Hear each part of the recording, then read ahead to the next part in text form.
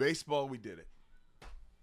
I am the first person I've done on several different occasions to come in here and criticize baseball's lack of marketing, their lack of being able to show off their talent. And I've always done it from this place of love, even though it's one of the things I'm probably the most critical about, which is you could make a really easy argument. A really easy argument. Baseball is more talented right now with its current crop of players than the NBA, the NFL. I'm not as big into hockey, but take any sports league in the world, baseball, there's an argument it is more talented than all of them. These are just the facts. But baseball has always struggled, especially over these last 10 to 15 years, to market a new set of stars, even though you've had a Mike Trout, even though you've had a Shohei Ohtani now for several years, even though you've had Mookie Betts. They have struggled mightily to get these new stars into that same kind of limelight that an Alex Rodriguez was in, that a Derek Jeter was in, and it wasn't just a Yankee thing. We couldn't even get the other great players. Like Albert Pujols did not need a big market to be a superstar. Everybody knew who Albert Pujols was. He was the machine. He was on ESPN commercials.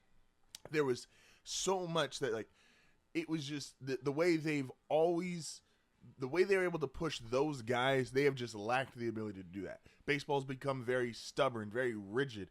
It was so much about pushing its history. They cared more about protecting the images of a Babe Ruth or a Lou Gehrig, a Joe DiMaggio, these great old timers, a Tony Gwynn. But the reality is, as your audience gets younger, which is inevitable because such is the flow of time, you have to market these younger guys as well. Respectfully, the 15-year-old watching the baseball game doesn't give a rip about Lou Gehrig, doesn't give a rip about Babe Ruth, doesn't give a rip even about now someone like a Derek Jeter who was great 15, 20 years ago in their mind. Derek Jeter's career was over by the time some of these kids started watching baseball. Alex Rodriguez and David Ortiz, yes, they are legends to us, but Fox, you can only show that, well, maybe to Tony you can't, or to Red Sox fans, you can only show the David Ortiz comeback, that 03 Red Sox, so many times. Some of these kids have never seen those games. Some of these kids just don't care. You need to market to a new audience. That's something the NFL does tremendously. Peyton Manning retires, boom, they move on. Tom Brady retires, boom, they move on. Ratings don't drop, the attention doesn't drop because the NFL doesn't spend its time focusing on just one player or romanticizing one moment. No, they create new moments. They create new players. In the NBA, the NBA somewhat has this problem, but they've been lucky enough that their stars, which the NBA is currently going through it if you look at it. The NBA is currently going through it with how this new set is being marketed. They went from Jordan, I always argue Shaq's in the middle there just because of how big his star was at one point in time. Then you've obviously got LeBron, Kobe. The NBA's been lucky that they've had these super huge polarizing guys at the top to help carry. But the NBA has struggled even, and it's showing right now. They don't market Anthony Edwards the correct way. They're not marketing an SGA the correct way. And the European guys don't care to be marketed.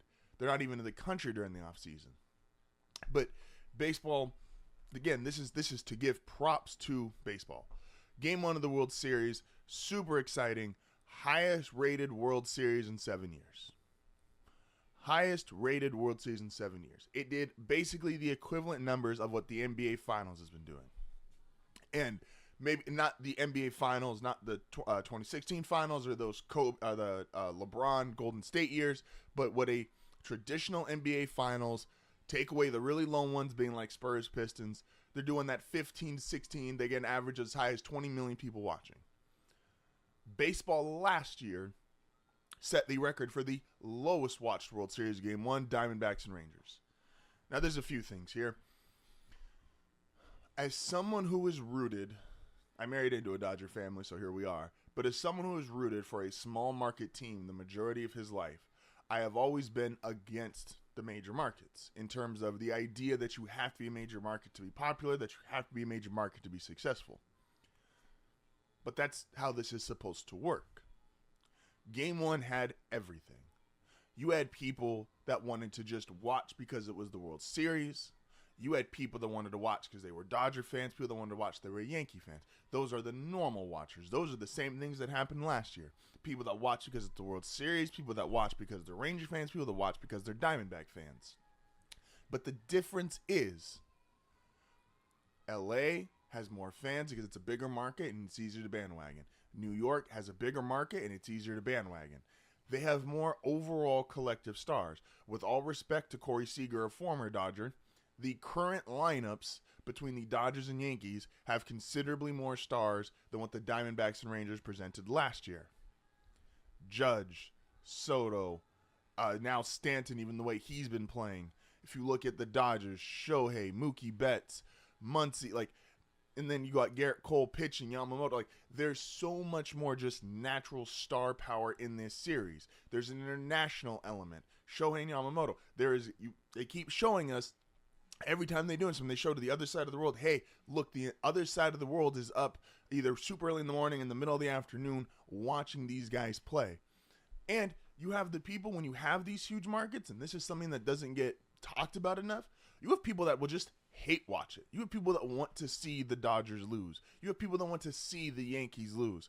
And hate watching, say what you want, there's a lot of people that hate watch during LeBron's prime. That got more numbers. That made him a bigger TV draw. There are people that hate watch during Kobe and Shaq's run. That meant bigger numbers, more people watching.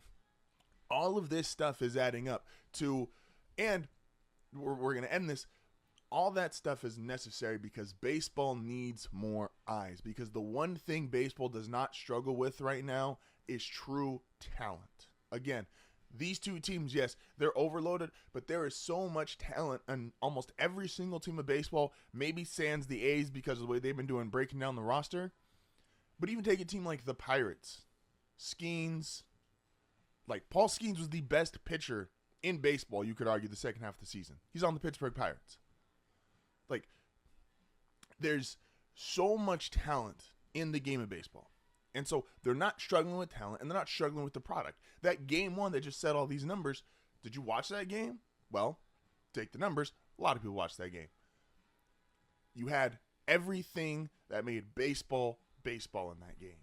You had two starting pitchers, maybe over-exceeding expectations from Flaherty and the Dodgers' expectations, but pitched well into game one.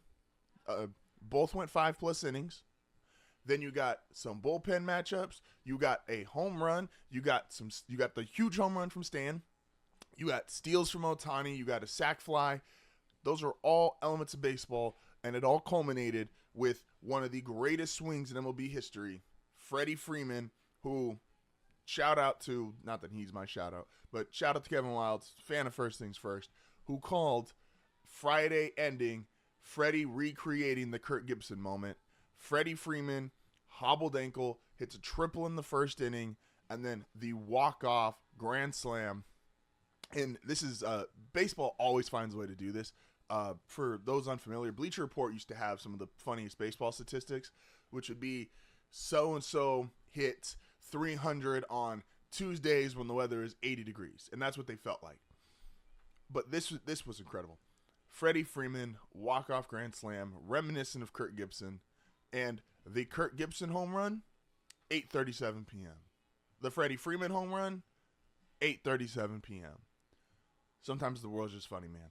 But baseball needs these eyes, and baseball deserves these eyes because the talent is there, the product is there.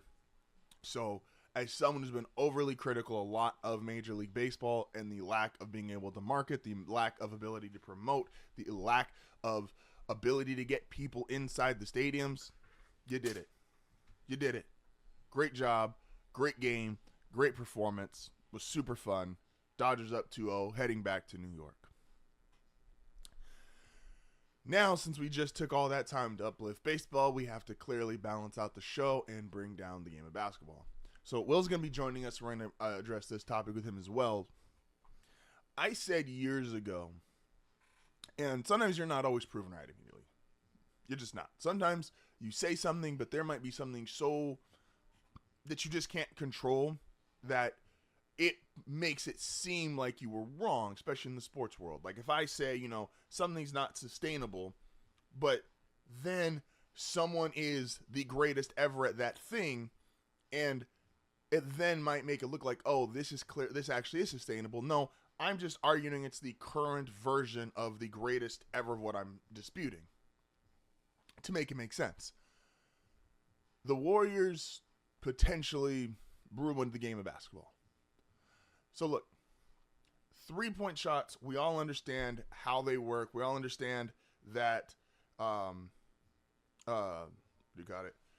The Warriors, greatest shooting backcourt of all time. Steph Curry, Klay Thompson. During their peak run, they even had Kevin Durant. So the greatest shooting talent we've ever seen in the game of basketball. In my opinion, and I've said this before, this was not sustainable long-term for the league. The Warriors could do it because, again, greatest shooters ever. When the rest of the league started transitioning to shooting 20, 30 excess threes a night, I said, why are you guys all doing this? This isn't the way. You don't have the roster. You don't have the players. You don't have the skill set to play this style of basketball. And then we got game one of the season, the Celtics. And the Celtics did it last year. And the Celtics did it on super high volume, shooting threes, won a world title. But look at the overall product of the NBA right now. It's a bunch of, basically the games feel like shoot around. The games feel like I'm a dribble from the 3-point line to the 3-point line, pass or two, take a shot. Which is why I think the handful of teams in this shows, you're going to see a lot of inconsistencies for teams that do that and teams that can't rely on something else. It's early, but the Pelicans are 2-0, the Lakers are 2-0, the Thunder are 2-0. They have an inside presence. They're moving the ball. They're getting at mid-ranges. LeBron can still be in the paint. AD can be in the paint. Zion missed a game, but he was there. BI's a mid-range guy. SGA obviously gets to the line. Chad Holmgren inside. The NBA, the biggest problem is it's not just the records, but it's how the game looks. Obama just went on Halliburton's podcast, they did a podcast together. I don't know if it's Halliburton's or not, and talked to him saying, like, look, man, you guys got to fix the All-Star game because it's just not fun. It's not competitive. You guys, it's just shoot around. It's live shoot around. He's like, you guys do scrimmages that are more intense than that. Like, you guys just go hoop in the summer, and that is more intense than the product there in the All-Star game. And why? Because the All-Star game is just dribble, dribble, dribble, shoot three, boom, boom, boom.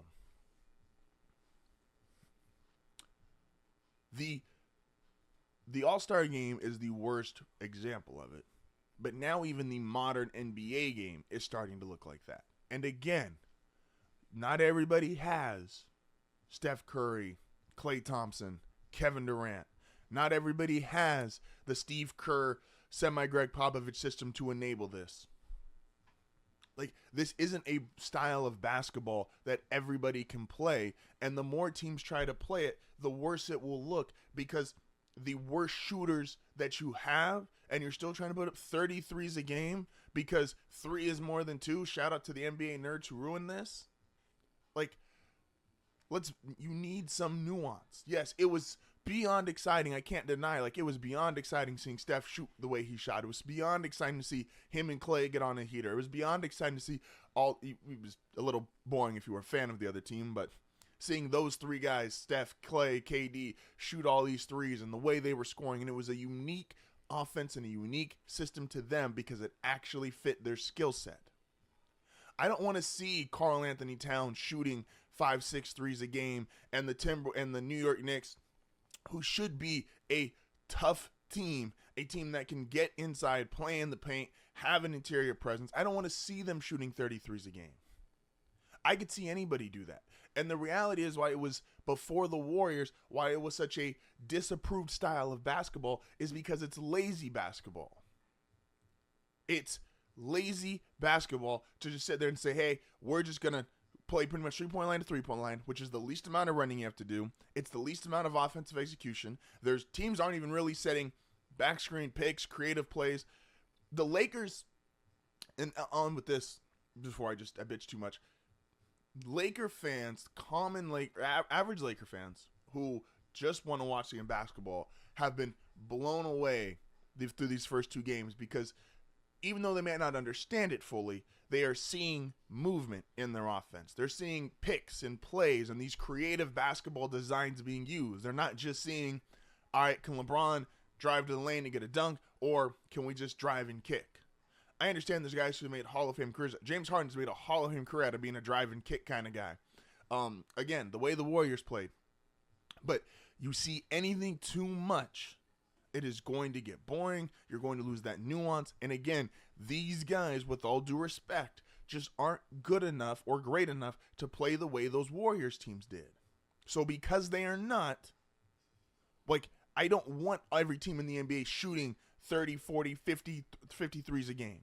That's going to turn into essentially the All-Star game, and none of us like the All-Star game.